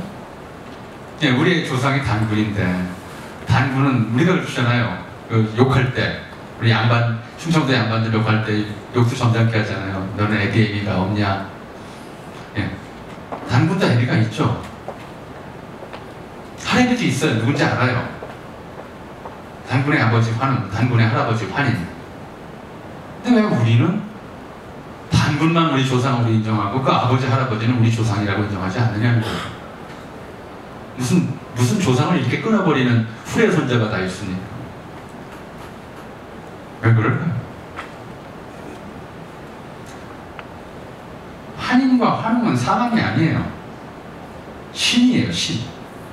신이니까 사람의 조상이 될 수가 없죠. 그럼 단군은 사람이냐? 아니, 환웅이 나는데 왜 사람이 됐냐는 거죠. 신이 나는데. 단군이 사람이 된 건 사람이 아니죠. 아버지는 신, 어머니는 곰이에요. 그죠? 신과 곰, 신과 동물. 이게 인간이었어요. 옛날 사람들 생각하기에. 인간이란 신과 동물 사이에 있는 존재다. 두 가지 특성을 다 가지고 있는 존재다라고 생각을 했어요. 그래서 신성의 동물성이 끼어들어야 인간이 된다고 믿었던 거죠. 그럼 단군부터 인간인 거예요. 지금도 그러잖아요. 사람은 신과 동물의 중간에 있는 존재인데 어떤 인간이 좋은 인간이냐? 네, 훌륭한 사람은 천사 같은 분이에요. 인간 중에서 많이 발전이 되는 나은 인간은. 인간 중에서 좀 질이 많이 떨어진다 싶으면 짐승 같은 놈이 됐죠. 네, 동물성과 신성 사이에 있다고 생각을 했어요. 이름은 달랐어도 이건 다른 방면에서도 계속 이 의식은 사람들의 이른바 생활 패턴이나 사고방식 계속 지배해 왔어요. 예를 들어서 우리 동아시아에서는 한국 사람들 그렇게 얘기하죠. 우리 한국의 유교적 의례 문화가 가장 대표적이에요. 사람은 명심보감에 나오는 얘기죠. 천지지간 만물지중에 유인이 취기하니 이렇게 시작하는데 인간은 오직 인간만이 만물의 영장인 이유는 인간에게만 하늘의 전기와 땅의 전기가 다 들어와 있어요. 다른 동물들은 땅의 기운만 받아 살고 인간만 하늘의 기운이 같이 들어가 있다고 본 거예요. 그래서 사람 몸 안에 들어와 있는 하늘의 전기를 혼이라고 불렀어요.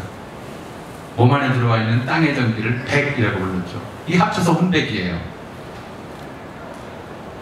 사람이 죽으면 혼은 하늘에서 온 거니까 또는 하늘로 날아가요. 백은 땅에서 온 거니까 땅으로 흩어집니다. 혼은 이성적인 사고를 담당하고 백은 동물적 본능을 주관해요. 그래서 백만 있으면 짐승이에요. 혼이 있으니까 사람인 것이죠. 그래서 우리가 어떻게 부르냐면 하늘에서 와서 하늘로 돌아가는 혼은 날아간다. 혼비.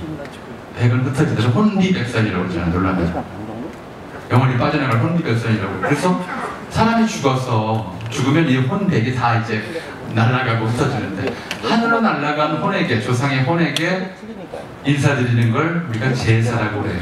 혼은 날아다니니까 자기가 이사 다니면서 지내도 관계없어요. 아무데나 날아오니까. 백은 땅에다 묻어요.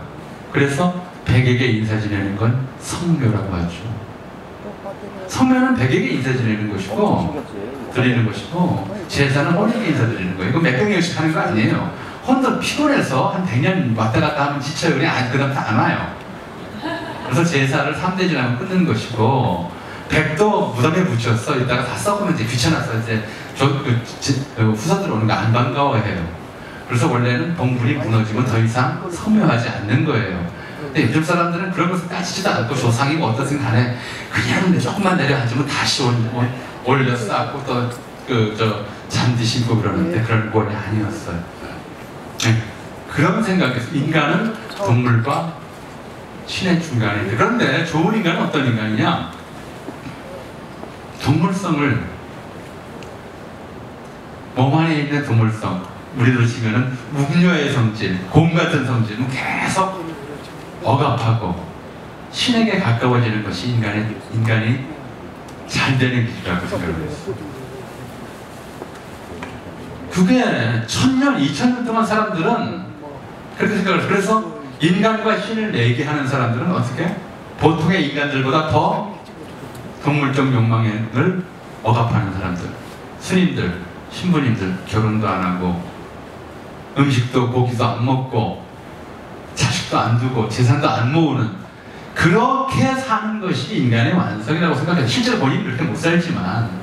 그래서 신에게 가까워지는 것이 인간의 완성이라고 수천 년 동안 생각했는데 어느 때부턴가 그 생각이 바뀌어요. 언제? 넘어갈게요. 저한테 주어진 시간이 많지 않았어요. 16세기 우리가 과학혁명이라고 부르는 일련의 인간들의 혁명의 사건이 있었어요. 그래서 콜럼버스가 대서양 횡단하는 항해 루트를 발견하면서, 그건 백길만 찾은 것이 아니라 지구가 둥글다는 것을 찾았어요. 그로부터 40년 뒤 니콜라우스 코페르니쿠스가, 우리가 코페르니쿠스적 전환이라고 부르는 사건인데요, 하늘이 둥글어서 땅 주위를 도는 것이 아니라 땅덩어리가 돈다고 얘기를 했어요. 거꾸로 말하면 하늘이 없다고 선언을 한 거예요. 하늘이 없다? 우리가 모든 종교가 다 마찬가지예요. 신은 하늘에서 산다고 믿었어요. 그래서 기독교에서도 주기도문 첫 번째 구절이 하늘에 계신 우리 아버지잖아요. 근데 하늘이 없으면 우리 아버지 어디 갔어요? 코페르니쿠스적 전환은 신이 없다는 생각이 싹 틀 수 있게, 뿌리내릴 수 있게 씨를 뿌린 것이었죠. 공교롭게도 그와 같은 해에 안드레아스 베살리우스라고 하는 이태리 파두바 대학의 의사가 인간의 시체를 해부했어요. 인간의 시체를 해부한다. 뭐가 색다른가? 1543년 이전에는 해부한 기록을 남긴 사람이 없었어요. 왜 해부를 안 했겠느냐? 해부를 안 했다고 단정할 수는 없어요. 이집트 미이라도 해부의 결과물이니까. 근데 어떤 일이 벌어졌느냐? 왜 기록을 안 남겼느냐? 이 충청도 사람이에요. 임진왜란 저하고 성씨도 같아요. 전유형이라는 의사가 있었어요. 이분이 임진왜란 때 외적의 시체 두구를 해부했다고 그래요. 궁금해서 해부를 했습니다. 자, 현대인의 상식으로는 전유형이라는 의사가 외고 시체 두구를 해부하고 나서 다음에 어떤 문장이 와야 맞을까요? 현대적 상식으로는 그래서 의술이 열날만큼 발전했다. 이게 맞겠죠? 예. 근데 성어서설은 이렇게 썼어요. 아니 그래서 뭐라고 썼냐면, 그래서 천벌받아 죽었다. 인간은 신성이 있던 존재라고 생각했어요. 오직 인간만이. 인체를 해부하는 것은 신의 비밀을 밝히려고 하는 아주 신성모독적인 행동인데 천벌받을 짓이다 그래서 하지도 않았고 해도 기록으로 남지 않았던 거죠. 그런데 저는 했어요. 왜? 코페르니쿠스도 콜럼버스도 우리 베살리우스도 전부 뭐가 신에 대해서 두려움을 상실한 거예요. 겁을 먹지 않은 거예요. 신을 우습게 생각한 거죠. 왜냐하면 그 전에 이미 유럽에는 패스트, 나병 같은 전쟁으로 인한 극심한 질병이 돌았었으니까. 그래서 이때를 기점으로 해서 점점 어떤 생각이 확산하냐면 1859년 종이기원이 나올 때까지 계속 확산해갔던 생각이 인간은 신과 동물 사이의 중간적 존재가 아니라 인간도 동물이다라는 생각이에요. 이게 과학혁명이 난 굉장히 중요한 변화였어요. 수천 년간 사람은 자기와 신과 동물 사이에 있는 특별한 존재라고 생각했는데 인간이 특별한 존재이긴 하나 신의 피조물도 아니고 다른 동물과 근본적으로 다르지도 않다고 하는, 달리 말하면 인간 내면의 동물성을 긍정하는 태도가 16세기부터 점차 확산해서 19세기에 오면 인류의 상식이 됩니다. 인류의 상식이 됐는데 이 다윈의 진화론을 사회학으로 이론으로 이제 변화시킨 사람이 허버트 스펜서라고 하는 영국인이었는데, 이 사람이 이걸 가지고 자연과 사회의 발전에 함께 관철되는 일반 법칙을 만들었어요. 그게 진화론이에요. 다윈의 진화론과 구별해서 이걸 사회 진화론 또는 소셜 다윈이즘이라고 얘기하기도 하는데, 핵심은 그래요. 양계초라고 하는 중국 학자가 이거를 이제 자기 문집에다가 정리를 했어요. 약육강식, 적자생존, 무슨율패. 지금 얘기하자면 이거예요. 오직 적응하는 자만이 살아남고 우수한 자가 승리하고 승리한 자가 모든 것을 먹는다. 승자 독식이라고 얘기하죠.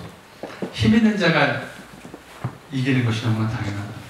이건 이제 근대의 상식이었어요. 19세기 제국주의가 전 세계를 지배하면서 약소민족을 식민지로 삼고 노예로 삼고 수탈하고 착취하면서도 아무런 양심의 가책이나 미안함을 느끼지 않았던 이유는 이게 너무나 당연하다고 생각했기 때문이에요. 강한 자가 약한 자를 지배하는 것은 당연하다. 힘 있는 자가 약한 자를 괴롭히는 것은 당연하다. 너무나 당연하다. 근데 경쟁이 역사를 발전시키는 유일한 동력이다라고 믿었던 그런 사람들이 언제? 경쟁 중에서 가장 노골적인 경쟁이 전쟁이었어요. 1차 대전을 겪고 나니까 겪으면서 경쟁으로 계속 발전한다고 믿었는데 자기들이 한국에서, 인도에서, 남미에서, 베트남에서 그 원주민들을 전쟁이라는 이름으로 학살할 때는 아무런 문제를 못 느꼈는데 그 경쟁의 경쟁, 예선을 치른 결승전을 유럽에서 치르다 보니까 이 전쟁은 문명을 발전시키고 역사를 진보시키는 것이 아니라 문명의 성과를 파괴하고 이걸 인류를 종말로 이끌 수도 있겠다라고 하는 위기를 시작했던 거예요. 이런 상황에서 인도주의가 고쳐집니다. 이 인도주의는 사실은 역사적으로는 세 차례 인류사상 세 차례 인도주의 시기가 있다고 봐요. 하나가 그리스 시대, 신과 인간이 비슷한 성질을 갖고 있었다고 봤던 시기. 두 번째가 인간을 예수의 종, 그리스도의 종, 하나님의 종의 지위에서 떼어내려고 애를 썼던 시기. 르네상스 이후, 특히 과학혁명 이후의 인도주의. 그래서 인간을 신에게서 떼어내서 동물 쪽에 붙여버렸더니 인간도 동물하고 똑같다. 똑같은 원리로 진화하고 똑같이 약육강식 무슨 적자승전의 논리로 살아간다. 이렇게 떼어 붙였더니 인간이 뭐가 됐느냐. 인간이 상상했던 어떤 악마도 인간보다 잔인하지 않았어요. 인간이 꿈속에서 꿈꿔왔던 공포심을 가져왔던 어떤 악마도 히틀러나 아이만 같은 인간보다 악랄하지 않았어요. 이대로는 안 되겠다. 인간은 동물과 달라야 한다. 아니 인간은 하나의 종으로서 어떤 동물도 인간처럼 이렇게 악랄해지지 않는다. 인간에게서 인간은 동물과 똑같은 논리에 지배돼서는 안 된다는 생각, 이게 싹 튼 거예요. 이게 인도주의였어요. 그래서 1차 대전 전후에 그런데 인도주의, 인류 평등주의, 계급 평등주의, 민족 자결주의 같은 것들이 전 세계에서 동시에 튀어나왔던 것이죠. 러시아 혁명이 결과와 관계없이 러시아 혁명 자체도 계급 없는 사회, 모두가 평등한 사회를 목표로 내걸었고, 미국의 윈슬도 본심이었든 아니었든 간에 약소민족도 스스로 자기 운명을 결정할 권리가 있다는 민족 차별주의를 설파했던 거죠. 이런 사상을 이제 일부 제국주의 국가들 내에 양심적인 지식인들 또 양심적인 지도자들이나 겨우겨우 얘기하면서 어떤 전제를 달아서 단서를 달아서 얘기했던 것들을 전면적으로 우리 선조들이 받아들였어요. 그래서 김일성 선언서의 첫 번째 문장이 인류 평등의 대의를 극명하며 이렇게 된 거죠. 우리는 1919년에 인류 평등의 대의를 극명했어요. 그리고 이 인류 평등은 단지 민족과 민족의 평등만을 얘기한 게 아니었어요. 아까 의장님께서 그런 얘기 하셨습니다만 처음 시작할 때 1919년 임시의정원이 제정한 임시헌장에 국채는 민주공화제로 다음은 뭐가 들어가 있냐면 남녀, 빈부, 귀천, 계급의 일체 차별 없이 함이 들어갔어요. 이거 별것도 아닌 걸로 넘기실 것 같은데요.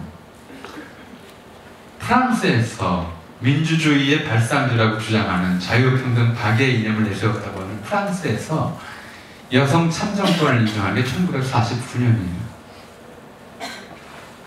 네. 우리는 1948년 재헌의원 선거 때부터 여성들이 투표했어요. 프랑스보다 빨라요. 한국 여성들이 투표장에 나갔을 때 시작이. 근데 1948년 재헌이 아니라 1919년 임시의정원에서도 여성 참정권을 인정했어요. 모든 인간은 평등하다. 인류 평등의 대의는 단지 민족과 민족의 평등이 아니라 모든 인간은 평등하다는 이야기였어요. 그 이야기를 우리 조상, 우리 선조들은 100년 전에 맨손으로 총칼 앞에서 피 흘리면서 했던 겁니다.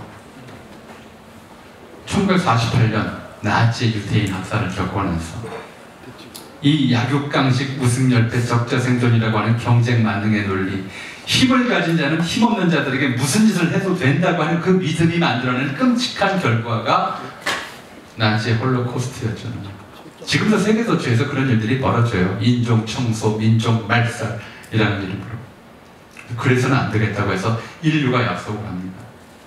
그게 1948년 UN 수립된 직후에 가장 먼저 제정된 세계 인권 선언이었죠. 제1조 모든 인간은 태어날 때부터 자유로우며 그 존엄과 권리에 있어 동등하다. 저게 김일성 선언서 첫 번째 문장이에요. 인류 평등의 대의. 그리고 인간은 천부적으로 이성과 양심을 부여받았으면 서로 형제의 번역은 똑같아요. 우리 헌법에 들어가 있는 동포의 정신으로 행동해야 합니다. 인류가 1948년에 약속한 것을 우리는 1919년에 선언했던 겁니다. 3.1운동은 우리가 자랑할 만합니다. 우리의 역사로서만이 아니라 인류 평등을 추구한 모든 인간의 역사로서 모든 식민지 피압박을 상황을 겪었던 모든 인류를 대표해서 프랑스가 민주주의의 이념을 자기들이 독점하고 있는 것 좋지 않죠. 처럼 우리도 그걸 이제 정의 인도 동표에는 한국 헌법의 정신뿐만 아니라 인도주의, 인류 평등의 대의를 추구하는 전 인류가 공유할 수 있는 가치다라고 세계에 당당히 내세울 수 있는 정신이라는 거죠. 그게 우리 헌법에 들어가 있기 때문에 저는 100주년 기념을 만들었으면 그래도 내내 말씀드렸던 겁니다. 마지막으로 시간이 없으니까 이것도 보겠습니다. 나중에 기회가 되면 말씀드리고요.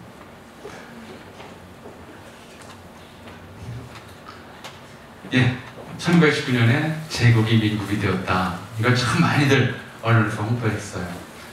그런데 왜 대한이 대한으로 남았느냐? 이건 아무도 별로 중요하게 생각하지 않아요. 이웃나라 중국에서는 자기들이 세계의 중심이다 그래서 중화인민공화국이라고 해요. 중국이라고 그러죠. 영어로 차이나지만 옆에 나라 일본은 자기들이 해 뜨는 나라라고 일본이라고 합니다. 그래서 물어봐요. 우리는 왜 한국인가?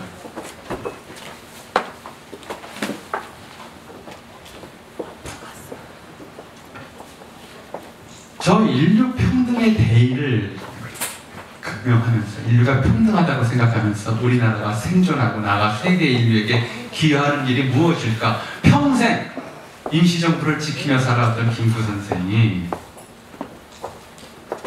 이런 걸 깊이 있게 공부하지도 않았어요.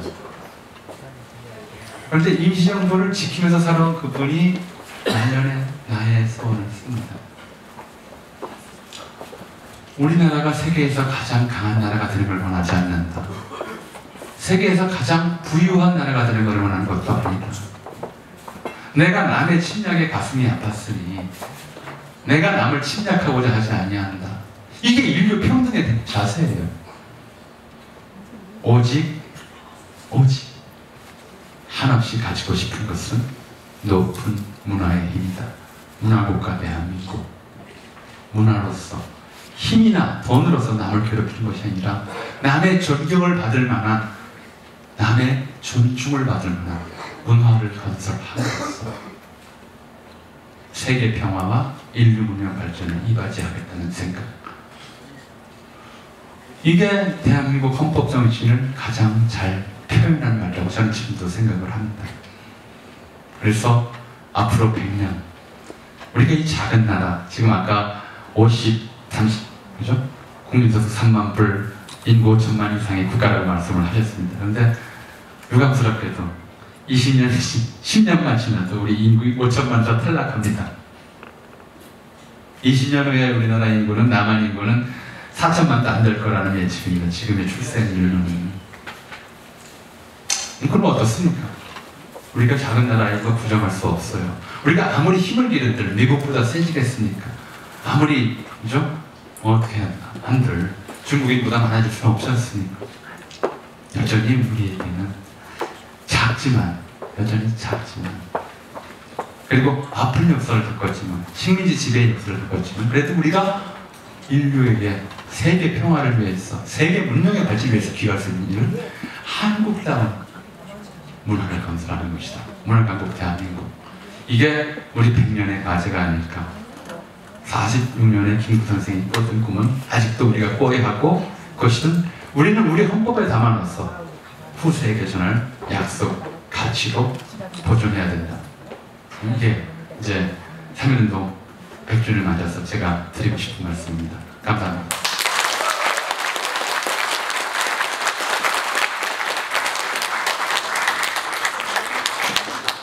네, 인류평화에 관한 좋은 이야기를 많이 말씀해 주셨습니다. 전용 교수님께 다시 한번 뜨거운 박수 부탁드리겠습니다. 네, 이것으로 중국 새백년위원회 출범식과 네? 질의응답. 그 질의응답 시간 잠깐 갖겠습니다. 네. 질문이 있습니다. 예. 말씀하신 중에서 어떤 정형물이나 기념될 만한 것을 해야 되지 않느냐라고 표현하셨는데,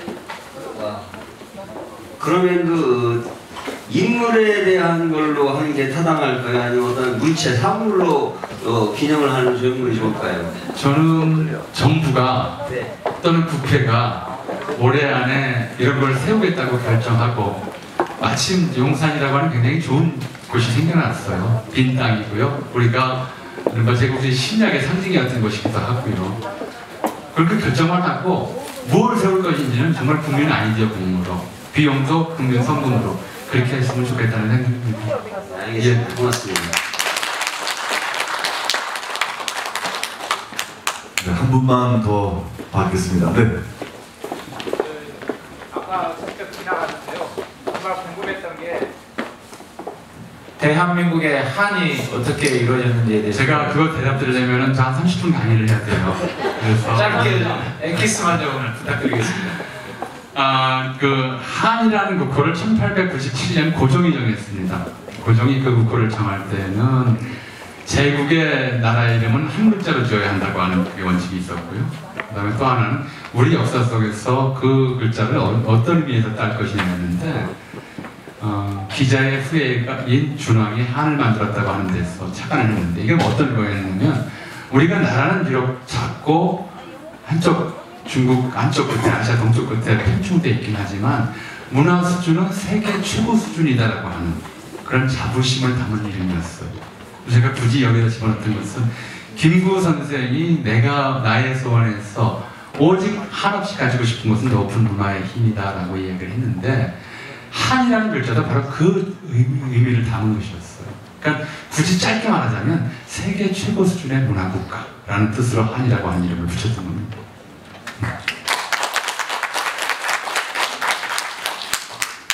또 질의하실 질문을 하고 계신가요? 네, 없으시죠? 네, 감사합니다. 네, 고생하셨습니다. 네, 박수 부탁드리겠습니다. 네, 이것으로 중국 새100년위원회 출범식과 초청강연 모두 마치겠습니다. 지금 밖에 비가 오고 있습니다. 편안히 돌아가십시오. 안녕히 가십시오. 혹시 정윤용 교수님과 사진 찍으실 분들 앞에 나오셔서 같이 사진 찍으셔도 됩니다. 네.